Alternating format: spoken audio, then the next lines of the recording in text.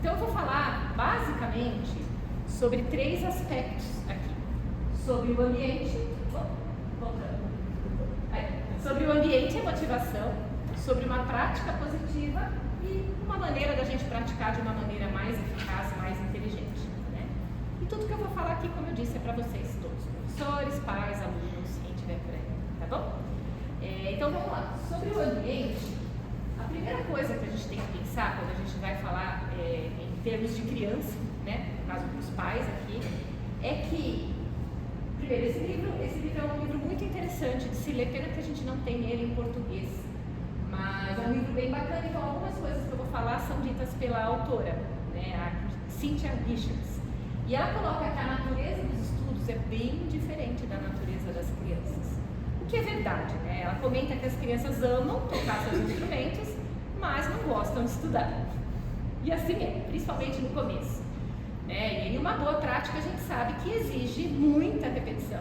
Só que isso para as crianças pode ser sem sentido, né? Para quê? Para que eu vou estudar muito? Por que eu preciso fazer isso?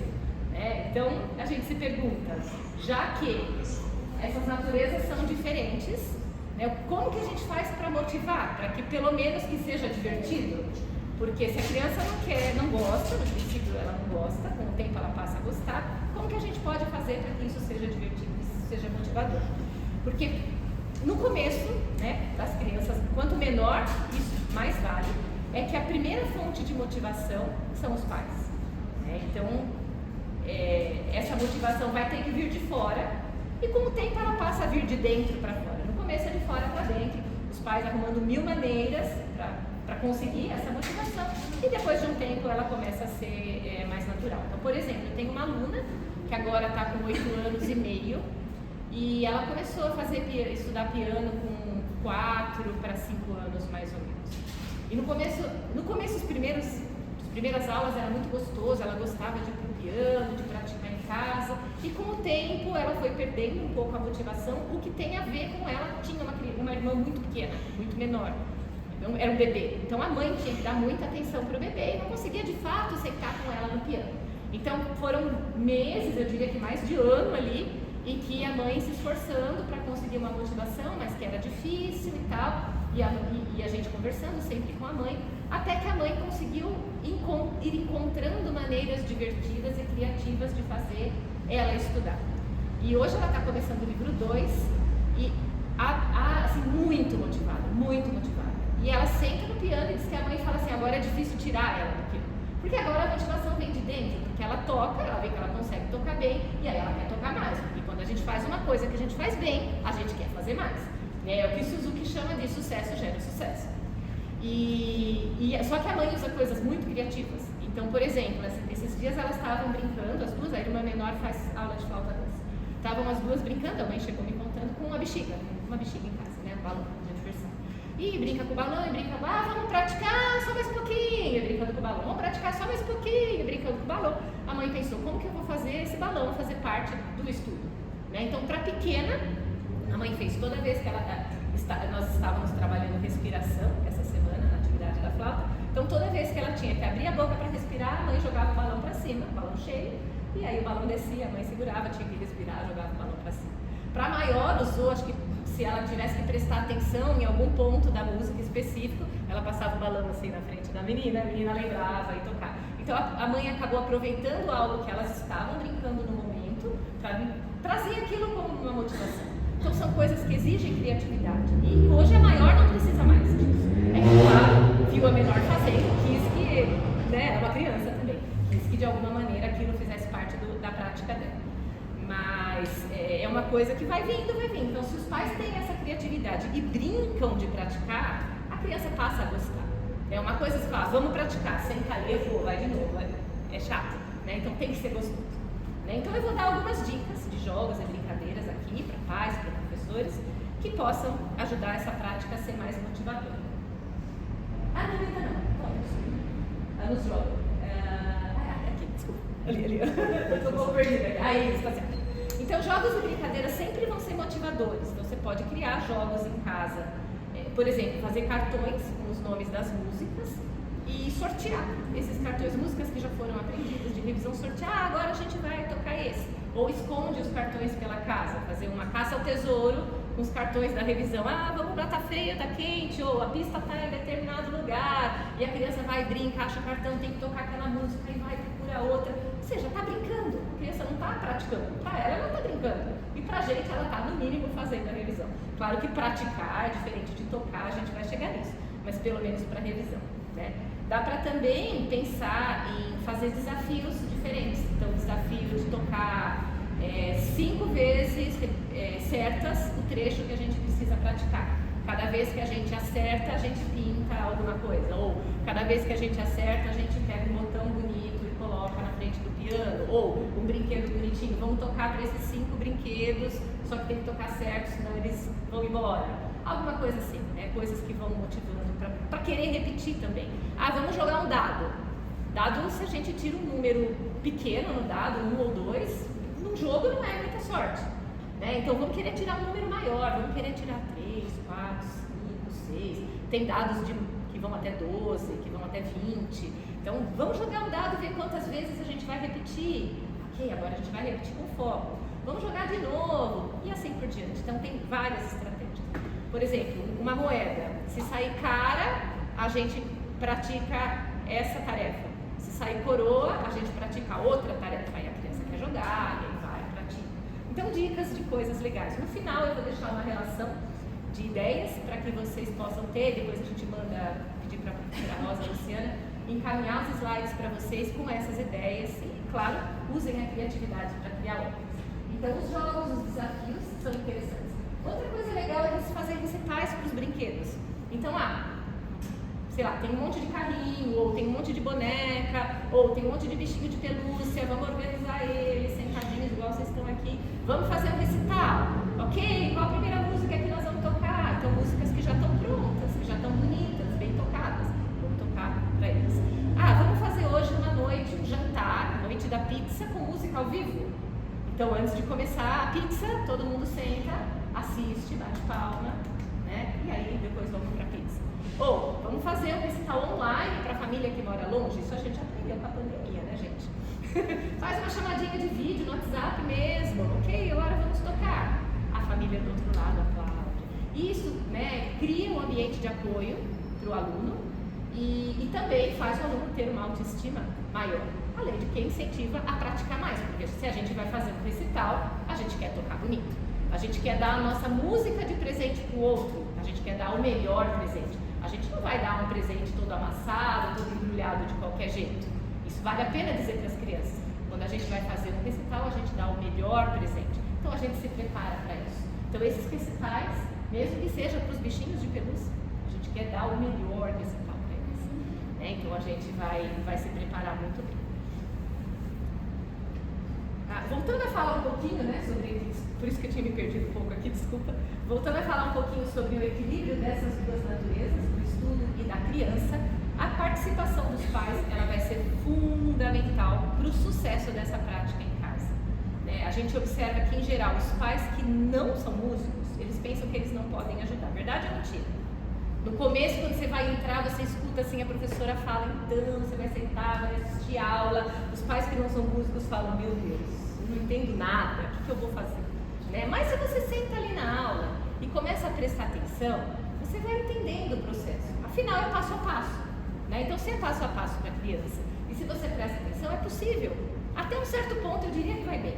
Depois, claro, vai chegar uma hora que fica difícil mesmo de acompanhar, mas aí as crianças já estão num ponto que elas vão entender, e aí vocês ficam ali para anotar uma tarefa específica, para o professor orientar como exatamente tem que praticar. Mas é fundamental que vocês estejam ali.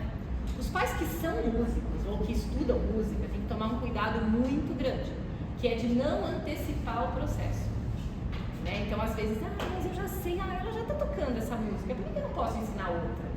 Porque às vezes a outra música tem um processo de aprendizado que para a criança é diferente do adulto, ou que o adulto aprendeu. Por exemplo, eu aprendi de uma maneira completamente diferente do método Suzuki. Eu tive que virar a chavinha para ser professora Suzuki, aprender de uma maneira diferente, para ensinar de uma maneira diferente, né? Então, imagina, se eu fosse reproduzir a maneira que eu aprendi, eu fui mãe Suzuki, tá, gente? Sei que vocês estão passando, principalmente que eu sabia de música. Não, meu filho aprendeu violino, minha filha flauta doce. E ali ele no violino não podia antecipar o processo. Tudo bem que eu não entendia nada de violino. Mentira, entendi um pouquinho porque eu fui estudar violino para ajudar. Mas eu não podia antecipar o processo dele. Mas que dava vontade, dava. Eu falava, pô, ele já sabe. O que custa ele aprender a próxima música? Eu ainda não era professora Suzuki na época. Mas vamos respeitar o que a professora falou. Foi a melhor coisa que eu fiz. Porque ele desenvolveu habilidades incríveis no fato de eu esperar, sabe? Guarda a ansiedade, né? Que a gente tem, a gente vê, pô, já tá.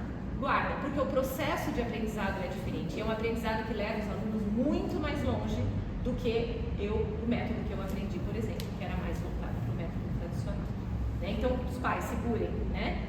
E cuidado, né, na hora que for ajudar em casa, para fazer exatamente como a professora pediu. Porque às vezes a gente quer reproduzir justamente a maneira como a gente aprendeu e é diferente. Então, vale a pena os pais que sabem um pouco de música prestar muita atenção em como a professora quer que pratique em casa, para que essa prática seja feita, né, de acordo com o processo. Senão, o triângulo fica meio esquisito, né? Porque a gente tem as pontas do triângulo pai, aluno e professor. E aí, se o pai que está aqui em cima faz algo um pouco diferente, o triângulo vai ficar meio estranho e aí não funciona tão bem. Então, todo mundo fazendo o seu papel. Mas, de qualquer maneira, sabendo música ou não sabendo a música, o que é importante é vocês estarem ali abertos para o processo, né? Abertos para o que a professora vai falar. E, claro, precisa participar da aula para conseguir entender, anotar e praticar em casa junto, né? Tem criança que precisa de mais ajuda do que outras. Tem algumas crianças que aparentemente não precisam, mas é importante a gente ter claro que todas precisam, né? Todas precisam de uma ajuda e que a gente se engana em achar que elas vão trabalhar sozinhas com qualidade, né? A autonomia para isso ela se desenvolve passo a passo, a gente vai falar disso já, né? Sobre essa autonomia, o desenvolvimento disso, mas primeiro é bom a gente ter claro que às vezes a gente acha que a criança já consegue sozinha, mas ela vai se perder um pouquinho nesse processo. Então, quanto mais a gente puder ajudar até de fato essa criança desenvolver autonomia, melhor os pais estarem ali, tá? Agora, é importante, outra coisa quando os pais participam da aula, é observar essa aula em silêncio, né? Não ficar falando junto com o professor, porque às vezes eu sinto que eu estou dando aula e a criança praticou em casa e ela conseguiu fazer em casa e na aula por algum motivo ela não está conseguindo e às vezes a mãe tem a vontade de falar assim, olha, mas lembra, faz assim. Não interrompa, deixa a criança criar a conexão dela, porque ela criando sozinha, essa conexão vai ser mais forte do que a gente dando todos os caminhos para ela. E aí ela fazendo sozinha essa coisa de, poxa, em casa eu consegui, o que é que está sendo diferente aqui, vai ser muito mais significativo e os resultados futuros vão ser muito melhores, né? Então evitem de falar, né? Na aula observem em silêncio, claro, se vocês têm alguma pergunta, sinaliza para o professor que você tem alguma dúvida e nos últimos minutos da aula vocês conversam, ou de repente conversa depois por WhatsApp. Problemas de criança não devem ser conversados na aula, na frente da criança, problemas à parte com o professor, porque a criança está ali, ela está ouvindo tudo e ela sente tudo, então se é um problema a gente resolve a parte, tá bom? Falando um pouco dos adolescentes, né, porque a gente também tem gente aí que é pai dos adolescentes, eles também precisam de ajuda, eles continuam precisando desse apoio, né? É importante ter os pais ainda presentes nessa fase. Claro que é diferente, né? O pai já não precisa mais sentar junto para praticar, mas lembrar que só levar na aula, levar no concerto, dizer que legal, não é suficiente. É legal você realmente continuar uma parceria. Então, sei lá, escutando junto o repertório, comentando alguma coisa sobre a peça que está aprendendo, se interessando, olha, quem é o compositor? Vamos pesquisar juntos, sabe, manter essa parceria. Eu sinto, por exemplo, que com meus filhos, o fato de a gente ter tido essa parceria, a gente tem uma ligação muito gostosa hoje. A música realmente traçou um caminho diferente, eu vejo que é diferente. Hoje eles são adultos, é mais tranquilo, mas na adolescência, final de adolescência, que normalmente eles já não... Tem uma época que eles não querem muito saber dos pais, né? A gente nunca teve isso, eles sempre tiveram uma parceria ali, né? Estar junto de uma maneira, e sempre a música trouxe isso pra gente, isso foi bem legal. Então, de repente, né, manter uma parceria de alguma maneira, estar junto de fato, né? Toca. E às vezes o que o filho precisa ouvir é simplesmente assim, nossa, como você toca lindo isso, puxa, que legal, nossa, uau, sabe, uns uau de vez em quando. Né? Porque às vezes a gente só escuta o treino e a gente tende a só falar as coisas que estão erradas, mas não, às vezes os alunos, os filhos da gente precisam ouvir coisas boas também. Às vezes os pais, na expectativa de pai e mãe, querem só que os filhos melhorem, e às vezes tem uma melhora desse tamanho e a gente não valoriza tanto. Valorizamos todas as melhoras, todas as coisas legais, né?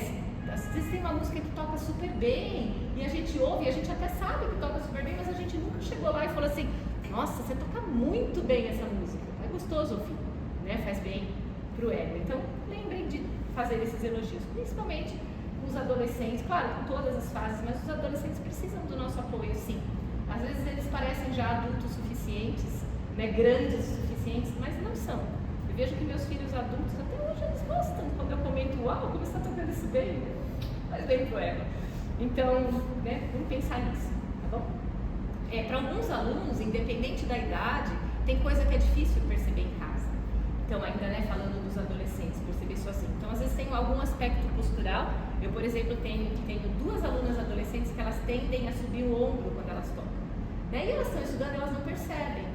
E já são adolescentes, já estudam sozinhas, né? Aí o que eu falo para a mãe? Eu falo: mãe, se você passar por ali e você vê, só faz um carinho no ombro, vai lembrar e vai abaixar. Ou passa mais vezes por ali para fazer um carinho no ombro, desde que, claro, seja um combinado. E falar: ó, tudo bem fazer isso, né? Porque com adolescente eles já têm as vontades deles, então é legal ter alguns combinados. Tudo bem se eu passar, a professora pediu, tudo bem eu passar ali, fazer um carinho, não é pegação de pé, não é encheção de saco, é pelo seu bem, para você não criar uma tensão, para você não criar uma dor no ombro, deixa claro, né? E continua o processo ali com os adolescentes, isso pode estar bem bacana. Aí uma pergunta, né? Será que estar junto com o filho, aí é para todas as idades, será que estar junto com o filho e praticar com ele é só mais uma das obrigações que os pais têm em relação na criação dos filhos? Por exemplo, a gente tem a obrigação de dar comida, de dar roupa, de levar para a escola, de buscar na escola. E aí fica a reflexão: será que estar ali para praticar é só mais uma obrigação de vocês? Ou será que isso é algo mais para a vida de vocês e deles, né? Será que isso pode ser divertido para ambas as partes e ao mesmo tempo carregado de coisas que a gente pode aprender, de aprendizados, como, por exemplo, se organizar para praticar todo dia, lidar com frustrações, como resolver problemas e tantas outras coisas que se aprende numa prática, né? Será que estar ali é só uma obrigação ou pode ser um prazer para você enquanto pai e mãe, em termos de usufruir, estar com o seu filho e observar como ele aprende, como ele resolve problemas, como ele lida com as frustrações, e você está de fato ali com ele na hora que ele passa por isso. Porque quando ele está na escola, ele se frustra, a gente não sabe o que está acontecendo. Ele até chega em casa relatando o que está acontecendo, mas ele está contando o que está acontecendo. Ali você está vivenciando.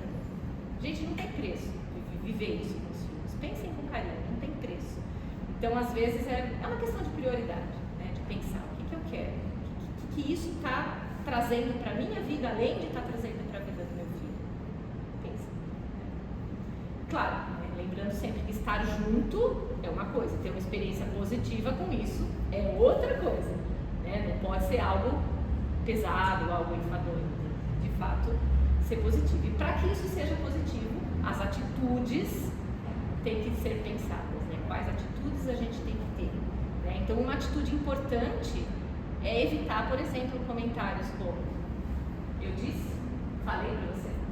Então, às vezes, vocês estudam juntos em casa, você tem a sua razão, o filho tem a razão dele. Muitas vezes ele vai estar certo, muitas vezes você vai estar certo, né? Tudo bem, ele é a criança. Se ele chegar na aula e falar para você: eu te disse, ele é a criança da relação, tá tudo bem, né? Não vamos brigar por isso. Agora, nós adultos chegar e dizer: eu te disse, né? A gente é parceiro, a gente está no mesmo time, ou a gente está no time contrário para ser juiz e dizer: eu te disse? É para ser todo mundo um time só. E mesmo quando os alunos chegam em casa, né? Ou às vezes acontece das mães relatarem para mim, falam assim: olha, eu falo como que é para estudar em casa, mas chega em casa ela não quer fazer desse jeito, eu converso com a criança, eu falo assim: a gente é do mesmo time, nós três, ou você está contra a gente? Né? E a criança falou: não, eu quero ser do mesmo time. Não, ok, você quer ser do mesmo time, vamos todo mundo jogar do mesmo lado. Então, se a mamãe está aqui anotando, é para você fazer em casa o que a mamãe está anotando. Se vocês tiverem alguma dúvida, me mandem uma pergunta, mandem durante a semana, eu respondo com todo prazer. Mas a gente tem que jogar no mesmo time, todo mundo, né? Mostra o triângulo, então o aluno tem que estar ciente que ele faz parte desse triângulo, os pais, os professores e o aluno. Né? Então essa coisa de jogar no mesmo time é muito legal, tanto para nós pais quanto para eles terem essa clareza. Né? Então dizer eu te disse não dá certo, tudo bem. Né? Aconteceu, o aluno estudou errado na razão dele, você respeitou isso durante a semana para evitar uma briga em casa, tentou dizer como era, não deu certo, chegou na aula, estudou errado. O máximo que você pode fazer é ter uma atitude empática, falar assim, né? Ok, estudamos assim, tá tudo bem, né? Vamos ter que estudar de novo, tá tudo certo, vamos ter que estudar de novo. Como você está se sentindo em relação a isso? Né? Uma pergunta genuína, de querer saber qual é o sentimento da criança em relação a ter que fazer a mesma atividade na semana seguinte, porque estudou de uma maneira errada. E às vezes está tudo bem para a criança, ela está lidando bem, ok. Então vamos tentar em que tempo você quer evoluir. E aí podem vir outras perguntas, né? Podem envolver o professor para perguntar, porque isso é um tipo de coisa que vai gerar dúvida. E agora? Como é que eu acho? Para a criança está tudo bem, ela tem que fazer a mesma atividade 40 semanas. Mas para mim, enquanto mãe e pai, isso não está tão bom assim. Então vamos conversar com o professor e vamos ver o que a gente pode fazer. Né? Então sempre trazer isso para o professor está ali para ajudar, né? E eles ajudam, podem ter certeza, né? Porque eu sei que muitas vezes nós pais e mães saímos frustrados da aula, mas a gente não pode passar isso para a criança, né? A gente tem que entender o que está acontecendo e ser empáticos com ele e pensar de que maneira a gente pode ajudar a criança a entender que se ela praticar direito ela vai evoluir mais rápido, né? E vai ser mais legal, ela vai gostar de tocar mais, e enfim, né? Caminhos aí, tá?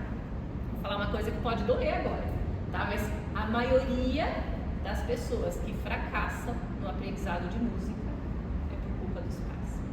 Infelizmente isso é verdade. E quando crescem, eu tenho escola há 35 anos, eu comecei a dar aula muito novinha, então com 5 anos, calma, não sou tão nova assim. Comecei a dar aula bem nova. E eu tenho escola há 35 anos, então eu tenho alunos que já são adultos, né? Quase da minha idade. E hoje tenho ex-alunos chegam pra mim e falam, cara, como que a minha mãe me deixou desistir? Eles jogam na culpa da mãe e do pai, eles jogam. Como que meus pais me deixaram desistir? Eu me arrependo amargamente de ter parado. Mas foi a criança que pediu para desistir. É claro, ela tá lidando, tá difícil lidar com algumas coisas que são difíceis. Né? A criança não desiste porque ela não gosta, ela desiste porque alguma dificuldade tem ali. Então, quando a criança está desmotivada, a gente tem que tentar ler o que tem por trás disso. Né? Ela não está sabendo lidar com a frustração, ou ela não está sabendo lidar com a dificuldade XYZ. Então, como que a gente pode ajudar? Porque a gente quer que eles aprendam a lidar com dificuldades, lidar com frustrações. Isso é para a vida, não é para música. A gente não quer que eles sejam músicos. Se forem, claro, legal, ótimo. Mas se não forem, tudo bem. Eles vão ser muito bons, seja em qual profissão eles escolherem ser. Eles vão trabalhar aquilo com qualidade. Né? Vão saber lidar com problemas, vão saber lidar com frustrações, vão saber lidar com dificuldades. E é por isso que a gente não pode deixar de existir. Eu sempre falo, desistência não faz parte do processo. Suzuki falava isso. E aí eu falo para os meus alunos. E aí eu tenho uma aluna que está se formando esse ano, no livro 7, e ela fala assim, é incrível, ela sempre fala o quanto a música fez bem para ela, faz bem para ela. Então eu tenho relatos maravilhosos dela, dá vontade de ficar com o celular assim, ela abre a boca e filmar. Porque ela fala coisas muito legais mesmo. Mas enfim, mais um ponto importante sobre o ambiente é o espaço que a gente tem designado para os estudos. Né? Então é importante a gente ter um espaço livre de distrações, livre de interrupções. Então vale a pena pensar qual é o espaço em que fica o piano na casa. Né? Então é um espaço que a criança possa se concentrar, que ela possa relacionar o horário, aquele espaço com o horário da prática, com a prática de música. Então, pensar assim, poxa, se o piano fica na sala, ele está competindo com a TV, o que é mais importante? Alguém assistir TV naquele momento ou o horário da prática ser respeitado? Eu, por exemplo, tive muitos problemas em casa porque o horário que eu tinha para praticar, que era restrito, meu irmão estava na TV. Então, eram brigas e brigas e brigas e brigas. Mas eu não fui aluna Suzuki, minha mãe não foi orientada. Então não é culpa nem da minha mãe, nem do meu irmão e nem minha, mas eram brigas. Porque eu queria estudar e ele queria ver TV. Era o único horário que eu tinha para estudar. Não é assim, eu quero estudar agora porque eu sou birrenta e eu quero estudar na hora que você está vendo TV. Não era bem assim.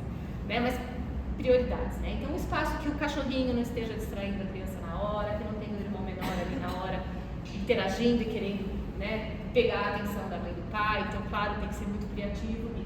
O que eu vou fazer para o irmão menor para essa prática, ou como eu vou envolver um bebê. Tenho agora um aluno que está com 3 anos e meio e e nasceu o bebê. Como é que os pais vão envolver o bebê na prática? Para que a criança entenda que ela está ganhando atenção, mas que tem um bebê para ser cuidado, ser amamentado, enfim. Né? Então, como que a família vai resolver isso? Não é fácil, mas é sempre possível.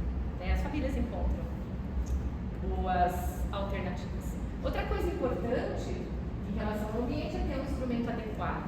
Né? Então, muitas vezes no começo os alunos iniciam estudando em um teclado.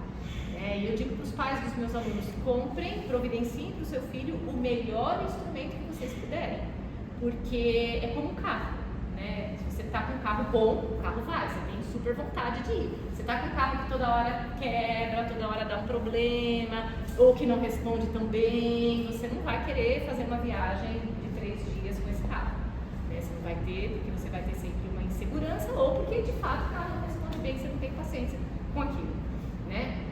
Então, por exemplo, se a gente na aula ensina a criança como extrair um som bonito do piano, né? Na hora de praticar em casa, se ele vai praticar num instrumento que não tem um som bom, que tem um som ruim, isso vai desmotivar. Né? Às vezes o aluno não pratica porque o instrumento não ajuda, não é nem porque ele não quer praticar. Né? Se na aula a gente ensina a ter um balanço, então não sei se todos já sabem o que é balanço, mas por exemplo, a mão da melodia tem que tocar mais pesado, com um som mais forte.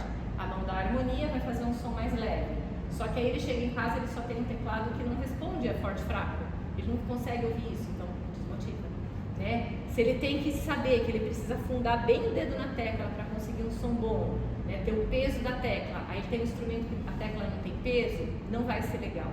Então, claro, o teclado pode ser bom para começar, né? Mas com o tempo vai ali trocando com o professor em que momento eu preciso juntar dinheiro para comprar um piano. Né? Nem que seja no começo um piano digital, que é mais acessível, e com o tempo, claro, ter o melhor instrumento que vocês puderem. Aluno de piano precisa ter piano, isso é super importante a gente ter em mente. Né?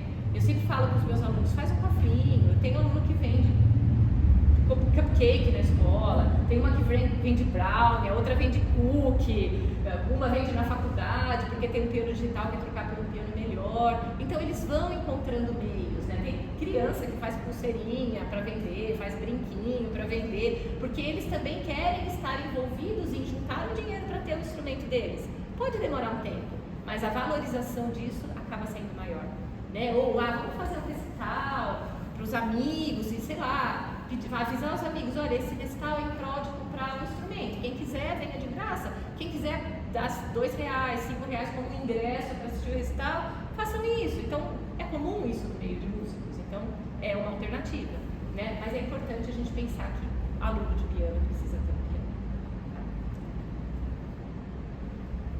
Outra coisa importante é a gente ter uma rotina de horários estabelecida, né? Porque a consistência é a chave do progresso musical.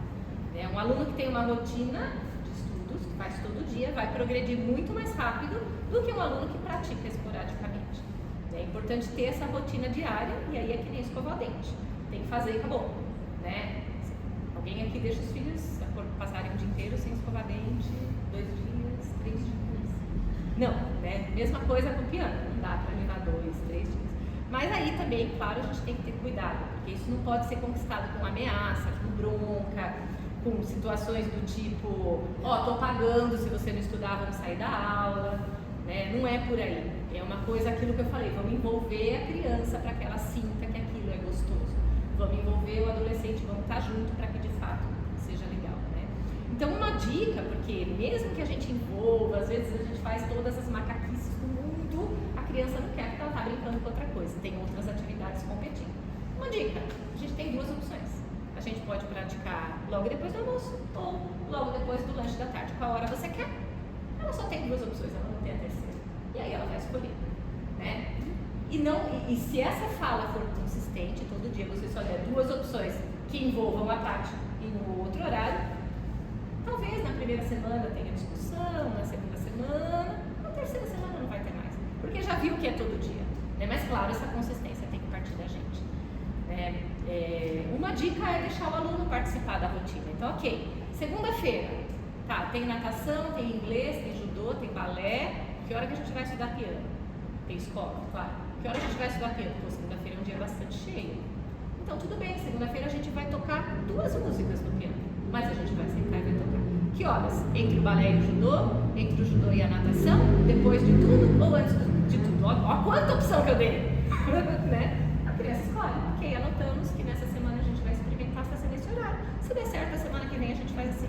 Terça-feira é um dia um pouco mais livre, ok? Então terça-feira a gente vai tirar o dia para resolver as tarefas. Então tudo aquilo que a professora colocou como tarefa, a gente vai resolver na terça. Então terça sentamos juntos, praticamos brilha, estrelinha, tem que resolver o legato. Ok, vamos tocar até aquilo sair legato bonito, perfeito. Tem que fazer outra tarefa até resolver, o estacato. O estacato saiu bonito. Tem que resolver aqui o dedilhado da outra música. Ok, resolvemos as tarefas. Tocamos um pouquinho de revisão, perfeito. Quarta-feira é um dia cheio. Vamos montando essa rotina junto com eles. Isso funciona bem, costuma funcionar. Não deu certo numa semana, rever a rotina para a semana seguinte. Tem pais e alunos meus que aprendem muito sobre organização junto com isso. Porque às vezes os próprios pais têm uma dificuldade, né, de organizar a rotina, para encaixar as atividades. Porque hoje em dia as crianças fazem muita atividade e às vezes os pais têm essa dificuldade.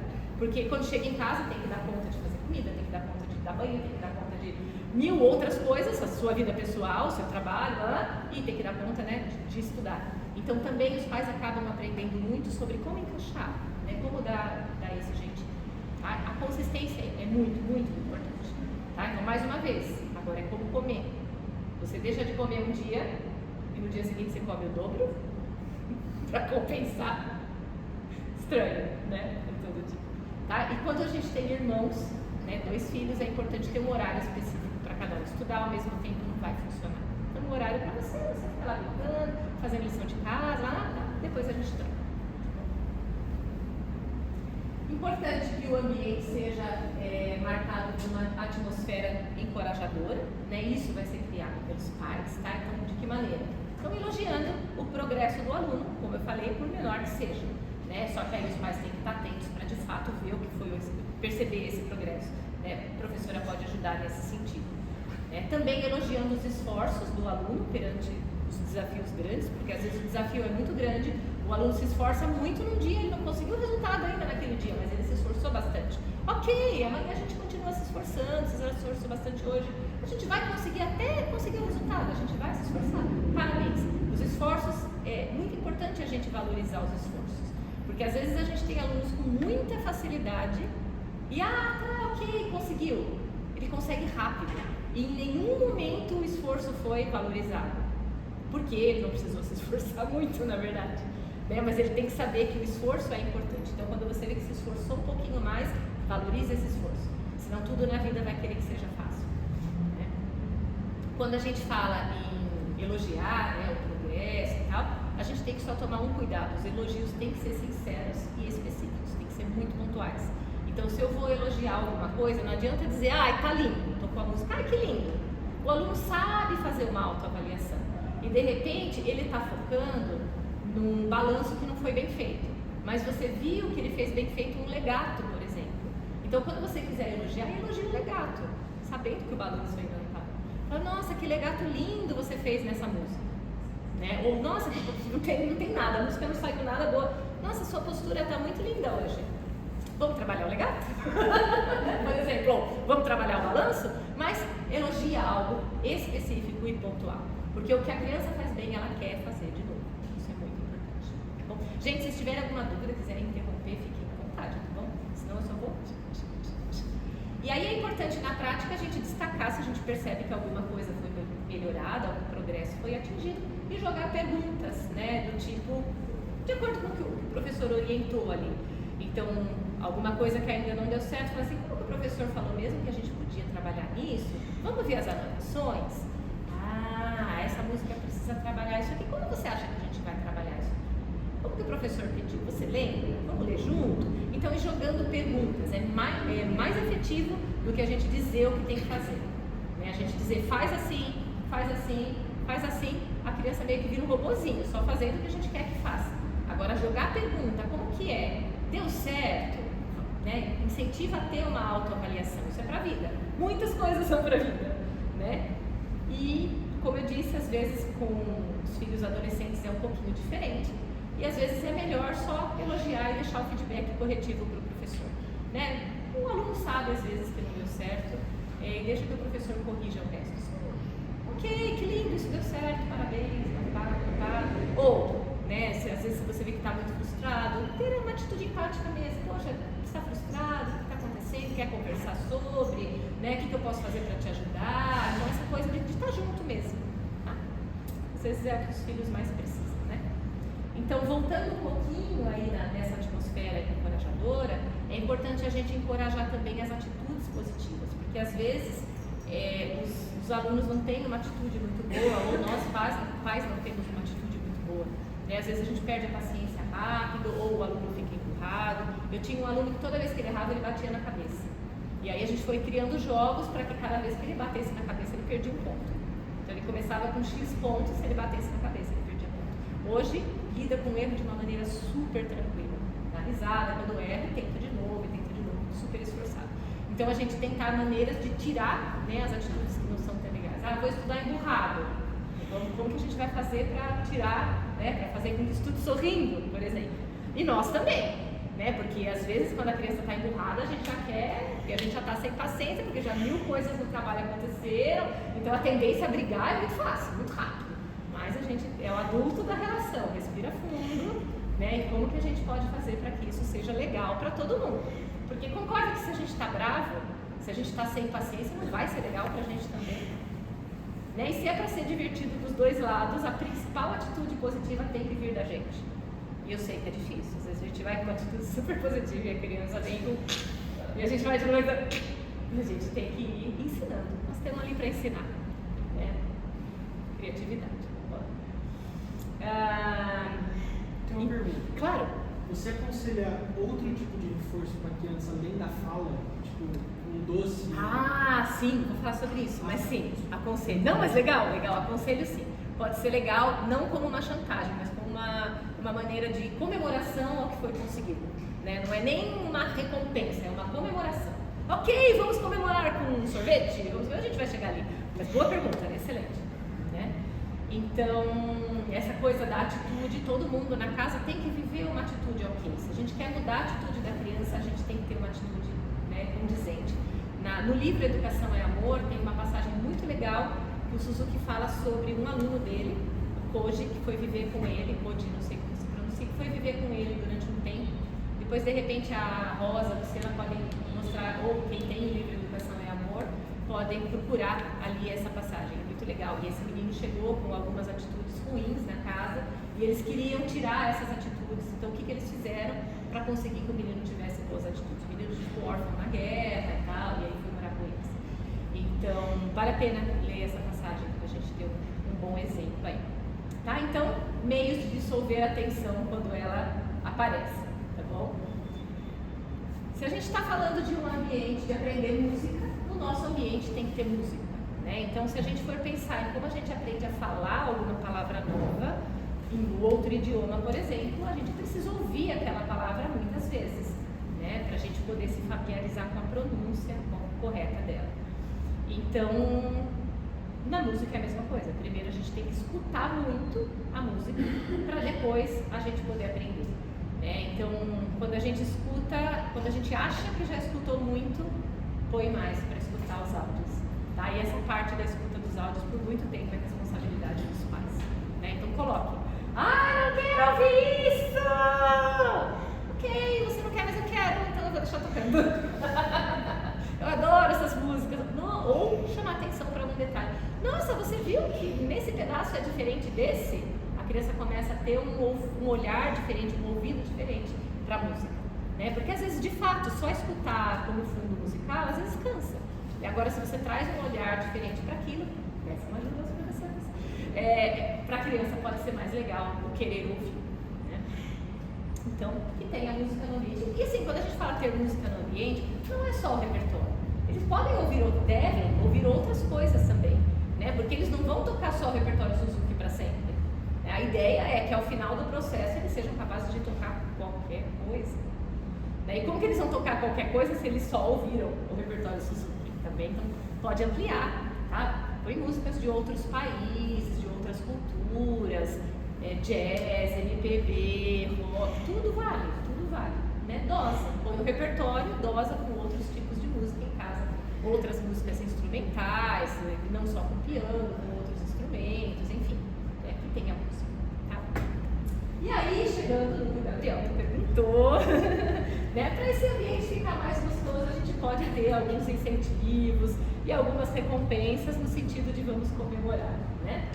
Então, isso pode ser um adesivo. Ah, ok, você conseguiu, vamos colar um adesivo aqui onde tinha tarefa, que legal, vamos comemorar isso juntos. Ou vamos fazer um lanche especial, porque hoje a gente conseguiu resolver a prática sem brigar. Vamos fazer um suco especial por causa disso, vamos, sei lá, pequenos prêmios, que pra gente a gente entende como prêmio, e para eles podem entender como uma comemoração das metas alcançadas. Então, cria a meta, traça a meta junto, uma meta realista. Quando chegou ao fim, vamos comemorar. Né? Tem pais que levam isso bem a sério. Uma vez foi bem legal, porque eu tinha uma aluna, hoje ela está no livro 4 já, mas quando ela estava no livro 1, ela estava com uma dificuldade em uma peça, a gente falou assim, ok, quando você conseguir repetir 100 vezes essa peça correta, isso pode demorar um tempão, a gente vai na sorveteria todo mundo junto. E a menina foi, e ela quis terminar rápido, porque ela queria ir na sorveteria com os pais e comigo. Daí a gente foi na sorveteria e foi super legal. Então, algumas metas assim, que envolvam algo que a criança gosta, então a gente vai comemorar em tal lugar. Né? Então, mais uma vez, isso não pode ser levado como chantagem. Tá? Parece a mesma coisa, mas não é. Levar como algo que realmente a criança sinta, uau. Né? Pode mudar. A gente vai falar um pouquinho também sobre esse livro da Christine Gottlieb, que é a prática positiva. Ela fala 5 passos, né, que ela coloca que são importantes para o estudo. O primeiro deles é o planejamento, né, o planejamento da sessão de prática e da atitude durante essa sessão. Então ela coloca que esse planejamento é um passo necessário, né, não é perda de tempo, como algumas pessoas podem pensar. Então, ter um plano claro na mente, estabelecer qual é o principal objetivo hoje da nossa sessão de prática. Então, o que a gente quer resolver hoje, quais são as prioridades?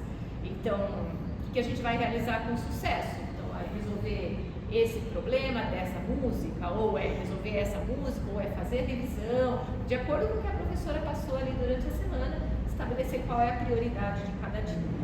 E em relação à atitude, a gente já ir para a sessão de prática com qual atitude eu terei hoje? Hoje eu vou ser paciente, eu vou ser persistente, eu vou estar tranquilo. Então pensa já se imagina antes, né? Como vai ser. E como que eu vou trabalhar com a criança caso ela tenha alguma atitude que não seja positiva. Então já planeja isso antes, tá? É importante a gente pensar que a gente tem que ter um tempo de transição. Estou ainda no anterior, mas tudo bem, ainda no planejamento, um tempo de transição entre uma coisa e outra, né? Então, se a gente for parar para pensar, a criança que está brincando, ela não vai parar imediatamente, tem exceções, mas ela não vai querer parar imediatamente da brincadeira e vir para o piano sem se desligar completamente da brincadeira. Então é legal ter um tempo de transição, né? Então, às vezes o nosso imediatismo é diferente, né, do tempo da criança. Então, para pensar, quanto tempo a criança leva, por exemplo, entre eu dizer, você precisa se trocar, se mudar de roupa para ir para a escola, e ela de fato estar com a roupa trocada. Né? Quanto tempo a criança leva para você dizer, você precisa escovar os dentes, e ela de fato estar com os dentes escovados. É esse tempo que ela vai precisar de transição entre a brincadeira e o piano. Então, se são 5 minutos, avisa 5 minutos antes. Daqui 5 minutos a gente vai estudar piano, vamos começar a guardar os brinquedos e tal. Ou, você tem 5 minutos para terminar a brincadeira, e aí vai tocar um alarme no meu celular. Quando você escutar o alarme, você guarda os brinquedos, e aí a gente vai pro piano. Né? Então, avisar, ter um aviso prévio pode ser muito legal, porque a criança se prepara para o que vem depois. Né? Eu, inclusive, ponho um aviso prévio no meu celular, que eu pratico todos os dias. Mas a gente às vezes está tão consumido com preparar a aula, com fazer arranjo para a orquestra, com preparar não sei o que, aula em grupo, e o dia passa, né? Coisas de burocracia que envolvem a escola, e às vezes passa, se eu não botar um alarme, eu não vou ver que o meu horário de prática passou e eu já tenho que dar aula. Então eu sempre ponho um alarme 5 minutos antes, que tocou o alarme, eu sei que eu tenho 5 minutos para encerrar o que eu estou fazendo, porque às vezes você está com uma ideia ali, não quer perder, então anota todas as ideias, parei e vou para o piano e vou tocar. Então isso vale para os adolescentes, adultos também muito, tá? Eu digo que funciona realmente muito bem, tá? E criar atividades de transição também pode ser legal. Então, ok, vamos tomar um banho primeiro, ou vamos fazer um jogo de bola entre a brincadeira e o piano, já passar a bola no ritmo de uma música, ou vamos fazer uma atividade com ritmo, ou quando eles estão já aprendendo leitura, vamos ler um pouquinho, para entender que entre a brincadeira e a hora de fato de tocar piano tem algo ali no meio que pode, né, já trazer o foco para lá. Tá? Ainda fazendo parte do planejamento, é importante estabelecer metas para o dia. Então, metas realistas, né, que o aluno consiga fazer. Então, para os professores é importante dizer especificamente como tem que ser trabalhado cada coisa, para que na hora de estabelecer essas metas, os pais tenham uma ideia de como que eles vão resolver também. Né? Isso vai ser possível fazer em um dia, ou eu vou precisar de 5 dias para isso, ou vou precisar dos 7 dias da semana para resolver isso. Então, qual é a meta para aquele dia? Se eu vou precisar dos 7 dias, o que eu quero nesse dia? O que eu quero no dia seguinte? O que eu quero no dia seguinte? Para que no 7º dia esteja realmente pronto. Tá? Quando a gente tem meta, é mais fácil de trabalhar. Isso vale para todo mundo, para tudo que a gente faz na vida. Né? A gente tem uma direção, né? E isso permite mais foco e mais concentração para resolver os problemas. Tá? Quando a gente não tem meta, é que nem a gente vamos fazer uma viagem, mas a gente sai vagando por aí, porque a gente nem tem GPS, nem olhou o caminho para onde a gente vai. Então a gente só anda de carro por aí, não chega em lugar nenhum e acaba voltando para casa. Né? Então é bem isso. Tá? Então, essas metas podem ser um trabalho com som, com fraseado, com fluxo rítmico, com precisão, com refinamento de peça, com revisão, memorização, enfim, os professores aí vão dizer para vocês como que tem que praticar. Agora sim, chegando na atenção, né, é muito importante observar como que é a atenção do aluno durante a prática, né, porque para a gente ter sucesso nessa prática a gente precisa de atenção, né, a gente precisa estar ali, não só para tocar sem estar atento, né? Tocar é diferente de praticar, né? Praticar implica resolver problemas, né? Tocar é só tocar. Toca a música do começo ao fim, eu toquei. Tá? Se eu vou praticar, eu tenho que detectar onde está o problema, ou provavelmente o meu professor já detectou isso por mim, então eu vou resolver o problema, né? Então, o que precisa ser melhorado? Então é naquilo que eu vou focar. Eu não preciso tocar a música inteira se o problema está no compasso 15. Eu vou tocar o compasso 15, depois eu vou misturar o 15 com o 16, o 15 e o 16 com o 14, com o 13, com o 17, até que eu toco a música inteira e aquilo está resolvido. É um estudo mais inteligente, resolve mais rápido. Tocar a música do começo ao fim jamais vai resolver problema. Tocar a música do começo ao fim é depois que você já sabe tocar ela bem e você quer refinar um som, ou você quer ajudar a performance dela, a fluência, enfim, aí sim. Mas sempre tem uma questão específica para resolver. Bom, então, praticar, né, implica nessa atenção do ponto a ser melhorado e, às vezes, acontece do aluno esquecer um detalhe, né, quando ele está praticando. Então, eu tinha um aluno, por exemplo, que, quando ele tocava o Clarão da Lua, quem conhece bem a música vai saber do que eu estou falando, que a última frase, a mão esquerda, é diferente das duas primeiras. E toda vez ele esquecia, ele começava a última frase e tocava igual as duas primeiras. E aí terminava, e aí? No começo ele nem sabia que tinha tocado errado, porque vai automático. Aí com o tempo a gente começou a apontar isso pra ele. E aí eu fui sondando o que ele gostava, né? Fomos sondando de coisas legais e ele gostava do chocolate bis. Aí eu combinei com os pais, assim, durante uma semana, os pais passavam, na hora que chegava pertinho desse trecho, os pais passavam no bis, assim, na frente dele. E aí se ele tocasse certo, ok, pode comer o bis no final do dia. Se ele errasse, não pode comer o bis. E é claro que ele queria acertar. E aí ele tinha que tocar, sei lá, X vezes certo para poder ganhar o bis. Agora tinha uns combinados lá entre eles. E funcionou, porque depois de um tempo eu só falava assim na aula pra ele, olha o bis! Aí ele dava risada e tocava. Então, além, né, dele resolver, criou uma memória positiva. Hoje ele tá no livro 2, e quando ele vai tocar Clarão da Lua, eu olho pra ele, lembra do bis? Aí ele dá risada e toca. É muito legal, né? Pra eles também vai criando uma coisa afetiva, é bem bacana. E jogar perguntas também, né? O que seu professor pediu, aquilo que eu falei aquela hora, né? Como isso soou, como isso pode ser melhorado, já resolveu? Tem como resolver? O que a gente pode fazer diferente? Né? Era isso que a gente esperava, era isso que o professor esperava, enfim, né? Trazer a auto-reflexão. A autora também coloca que o tempo é um aspecto importante para a prática, né? E aí chega uma pergunta crucial: quanto tempo estudar? Isso varia de aluno para aluno, da concentração do aluno, da idade do aluno, do nível que o aluno está, então é algo bem difícil de responder, né? Eu costumo dizer que a melhor resposta é quando o tempo suficiente para resolver os problemas e não perder a motivação. Para mim, é a melhor resposta, né? Para que se tenha vontade de praticar todo dia, tem um fator que é muito importante, que é como a gente termina a prática. Se a gente termina a prática com algo gostoso, a gente tem vontade de voltar outro dia. Então não deixa para terminar a prática com a coisa mais chata que tem, ou com algo que você tem certeza que não vai dar certo. Começa com o que você imagina que não vai dar certo, que vai ser mais difícil, mesmo os adultos, né? Começa com o que é mais difícil e depois você vai trazendo mais fácil. E termina com algo prazeroso. Termina com a escolha lá, você pode até falar para a criança, o que você quer tocar de mais legal para a gente terminar nossa prática hoje? Termina um pouquinho antes de cansar, sempre. Né? Quando a criança está super motivada ali, querendo, ok, nós precisamos terminar a prática. Eu quero mais hoje já deu, vamos terminar amanhã. Ela quer voltar, porque ela terminou querendo fazer mais. Né? E é isso que está acontecendo com essa minha aluna de 8 anos, porque ela não quer sair do piano e a mãe fala, não, hoje a gente precisa parar, porque agora a gente tem que fazer. Não queria parar, ok, amanhã você continua. Aí no outro dia você volta e dá um gás. Não queria parar, e no outro dia volta. Eles chegaram nesse ponto, né? Mas se ela for contar o que acontecia há 1 ano atrás, vocês choram, gente, porque era difícil, era bem complicado, assim, foi bem desafiador. Persistência, vai testa aqui, testa ali, e uma hora dá certo. Né? E agora. Então, para os pais vale a pena perceber, observar o que faz o seu filho terminar a prática com um sorriso no rosto, e é assim que a gente vai terminar a prática assim. Né? Adultos, escolham tocar o que vocês sabem de melhor para terminar a prática. Que é gostoso terminar com algo que a gente gosta.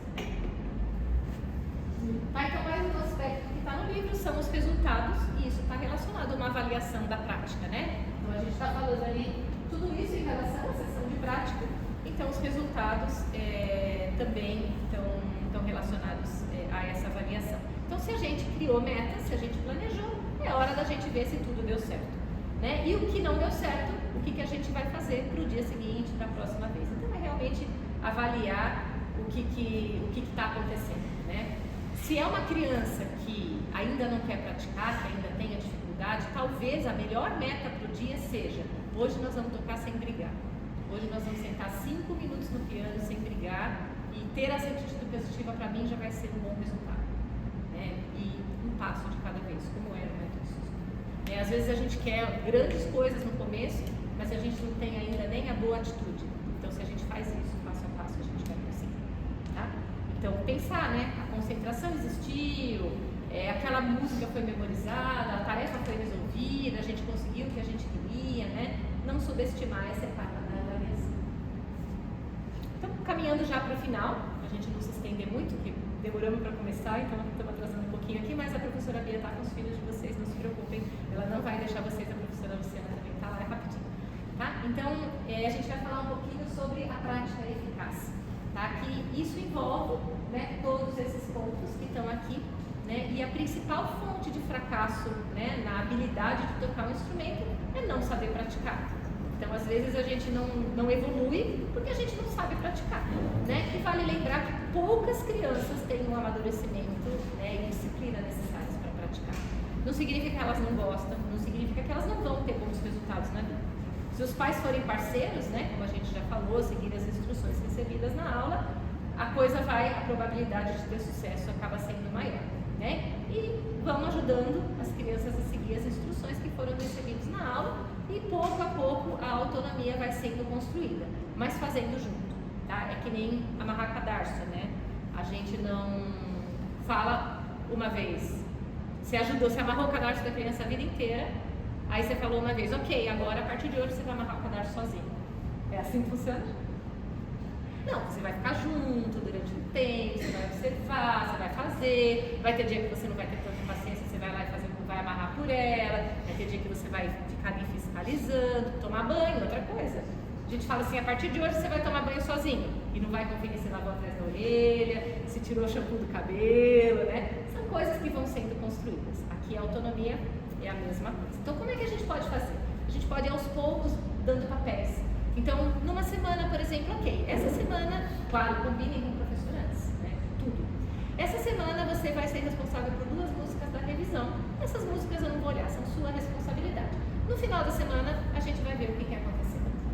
Toca, você fica lá ouvindo, você tocou a revisão, você não tocou. Não toca no assunto da revisão, era a responsabilidade dela, não era a tua. faz tudo o que tiver que fazer. No final da semana, e as 2 músicas foram feitas? Ah, não foram feitas. Era a responsabilidade de quem? Sua. Ok, a semana que vem a gente checa de novo. Não chegou, é porque não, passou 2, 3 semanas, não deu conta, é porque não está pronto para aquilo ainda. Passou, fez a semana, deu conta, fez aquelas 2 muito bem, na semana seguinte você delega a terceira. E pouco a pouco. Daí, depois de um tempo, você delega essa tarefa, essa semana vai ser por sua responsabilidade. E ver se ele fez a tarefa de ouvido, né? E ver se ele fez a tarefa do jeito que o professor pediu. E devagar vai delegando. Até que uma hora ele vai ser autônomo. Mas é passo a passo. Né? É o que é responsabilidade da criança e o que é responsabilidade dos pais. É ir pondo isso pouco a pouco. Vou pegar uma sessão de prática como exemplo, né, que o professor pediu, que é para tocar uma escala, praticar uma repetição de alguma coisa técnica, resolver uma independência de mãos, trabalhar com a música nova e memorizar com alguma peça além da revisão. Se a gente não trabalhou essa autonomia passo a passo, a gente simplesmente disse, a partir de hoje você é autônomo, tem que estudar sozinho, o que normalmente vai acontecer. A criança, primeira coisa, escala. Ah não, vou fazer porque é chato. Qual era a segunda coisa mesmo? Tem que tocar uma peça que eu aprendi, que eu tenho que cuidar da independência. Vou tocar a peça que eu aprendi, o dobro da velocidade que a professora pediu, vem aí para a independência, olha o celular. Ok. Aí tá bom, vou começar a peça nova, era para aprender uma peça nova, eu vou começar. Já começa a tocar super rápido, meio de qualquer jeito, ali não conseguiu, não, vou deixar para amanhã. Tá muito difícil. Olha o celular. Aí, isso aqui tá tão difícil, eu vou tocar só um pouquinho agora, vou deixar o resto para os outros dias. Olha pela janela. Aí toca as peças de refinamento que tinha que fazer, não se atenta muito bem à maneira que o professor pediu, nem os detalhes, toca a música do começo ao fim. Tá quase na hora de terminar, porque eu tenho que fazer outra coisa. Ok, vou tocar minha revisão. Escolhe a música predileta, toca a revisão. Ok, cadê minha prática? Pratiquei hoje, marca lá que praticou. E aí? O que essa prática levou? Nada, perda de tempo, né? Fez por obrigação, não fez direito, não evoluiu, né? Então, por isso que tem que ser pouco a pouco, tem que ser delegado. Tá? Então, para uma prática eficaz, a gente precisa identificar problemas que normalmente é feito pelo professor em aula. Isolar os trechos, que também o professor vai ajudar a fazer isso em aula e focar as partes que têm dificuldade, né? Ter paciência e persistência, que envolvem uma boa atitude, né? Tem até a professora que vem dar cursos para nós, professoras, ela vem do Peru. Em geral, ela sempre diz assim, paciência e bom humor, é o que a gente tem que ter na hora da prática, né? E ela sempre diz, não pratique para acertar, pratique a partir do momento que você acertou. São coisas diferentes, né? Tem um outro flautista, né, que mora na Europa, eu gosto bastante, ele diz assim, não pratique até acertar, pratique até não errar mais. Então, percebe que são coisas bem diferentes, né? Então, pequenos desafios são possíveis, né? Então vamos diminuir os tamanhos dos desafios. E aí a gente pode usar diferentes estratégias, né? Sempre lembrando que quantidade é muito diferente de qualidade. Às vezes a gente pega 10 minutos para estudar com qualidade e é muito mais eficaz do que ficar 2 horas tocando sem focar em nada. Então, estabelece o que realmente precisa, né? E aí, em relação às estratégias, né? Então, primeiro, escutar, porque aí a gente escuta detalhes, a gente escuta como soa, como tem que ser tocado. Tocar com mãos separadas também é sempre muito importante para a gente saber exatamente o que cada mão faz. Se um trecho estiver muito difícil, divide em partes menores para praticar cada sessão separada de forma separada. Tocar uma coisa com ritmo diferente também é algo que costuma funcionar bem. Então, por exemplo, alegreto. Às vezes isso aqui não soa bem. Então pode dizer tararirará, tararira. No caso do mesmo que tem a voz tararirará. Muda o ritmo, né? Toque staccato, fundo. A professora vai dar, né? Como isso pode fazer? Ela pode dar ideias, né? Usar articulações, usar dinâmicas diferentes também pode ajudar para brincar, para ajudar a ficar nos dedos, né? Tudo staccato e forte pode ajudar bastante. Tocar tudo primeiro lento, para depois tocar rápido. Então o Suzuki dizia que quando a gente sabe tocar algo muito bem lento, a gente vai conseguir tocar rápido. Se a gente não consegue tocar bem lento, o rápido não vai soar bem, né? Isso é muito verdade, né? Quando você precisa, claro, às vezes a gente precisa dar conta Quem toca em orquestra sente muito isso. A gente às vezes precisa dar conta de tocar alguma coisa rápido em pouco tempo. Então uma maneira que a gente consegue fazer isso é tocar uma nota por vez. Então você tem lá 10 notas, uma passagem rápida de 10 notas. Você toca a primeira e a segunda. De novo a primeira e a segunda. Viu que foi fácil? Toca a primeira, a segunda, a terceira. Até ficar bom. Depois primeira, segunda, terceira, quarta. E já na velocidade que você vai precisar. Né? Mas isso é para passagens específicas, não para uma música inteira. Uma música inteira, quando a gente treina rápido, ela tende a soar desesperada. Quando a gente treina rápido antes de ter tocado lento. Quando é diferente de soar como uma música fluente. Né? Se a gente treina lento primeiro para depois acelerar, a gente vai ter uma fluência musical sem parecer que aquilo está desesperado. Tá bom? E aí eu vou deixar 2 slides para vocês, não vou falar agora porque é muita coisa, mas que são exemplos de jogos e brincadeiras que vocês podem ter. Claro que vocês depois podem criar muitos outros. E também alguns exemplos de desafios que vocês podem criar como metas e depois comemorar com os alunos aí. Qualquer dúvida que vocês tiverem, fiquem à vontade para me escrever, para perguntar para a Rosa, para a Luciana, e a gente pode aí ir tirando essas dúvidas. Tá bom? Alguma pergunta, pessoal? Aproveitem. Todo mundo preocupado com os filhos. Eu tenho uma pergunta daquela questão do reforço mesmo para a criança. Em que constância você acha que é interessante você dar esse reforço material para ela? Depende da criança. Tem criança que é movida a reforço. E aí que no começo ela vai precisar muito disso, até a motivação vir de dentro. Então tem criança que eu dou adesivo toda semana, eu dou adesivo de prática, porque ela precisa, ela estuda porque ela vai ganhar o adesivo. Ela não estuda porque ela tem que estudar. Porque eu tenho meu combinado assim, se você estudou pelo menos 4 dias, escutou os áudios, pelo menos 4 dias você ganha o adesivo do estudo e o adesivo da escuta. Claro que os 4 dias no começo nem sempre são produtivos, mas ela estudou 4 dias e ela ouviu 4 dias, aí ela ganhou o adesivo. Então tem criança que faz porque ela quer o adesivo. Né? Com o tempo isso passa a vir de dentro para fora, e aí não precisa mais. Aí chega uma idade que eles estão nem aí, você vai ganhar adesivo, você vai ganhar adesivo. Às vezes não é nem idade, às vezes tem criança pequenininha mesmo que já não está nem aí pro adesivo. Acaba a aula, ela não me pergunta se teve adesivo ou não, ela se contentou em tocar bem e abrir um lindo sorriso porque conseguiu tocar o que foi pedido. Então depende muito de criança para criança. Então tem criança que é toda aula. Essa menina mesmo que agora toca sozinha, a mãe dava um reforço todo dia em casa. Ela tocava, aí ela ganhava, deve ser adesivo, alguma coisinha ela ganhava depois da prática. Então por muito tempo foi assim, comemorando a prática. Né? Hoje eles comemoram desafios maiores. É que às vezes eu tenho medo de dar toda semana uma coisa para a criança e depois, quando não tem esse reforço para ela, não tem mais vontade de tocar, sabe? Eu acho que não. Eu acho que isso não vai acontecer. Agora, você tem que dar o reforço se realmente ela mereceu. Né? Tem que ser um reforço de fato. E a frustração faz parte do processo, gente. Isso é muito importante.